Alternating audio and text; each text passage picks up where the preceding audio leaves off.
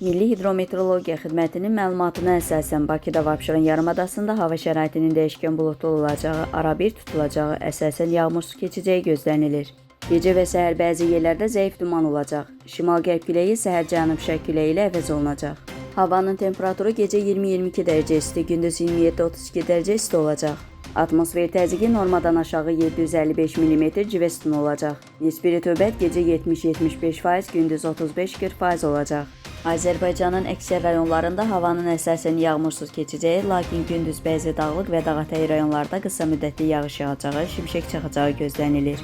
Bəzi yerlərdə arabir duman olacaq, mülayim şərq küləyi əsəcək. Havanın temperaturu gecə 17-22 dərəcə isti, gündüz 31-36 dərəcə isti.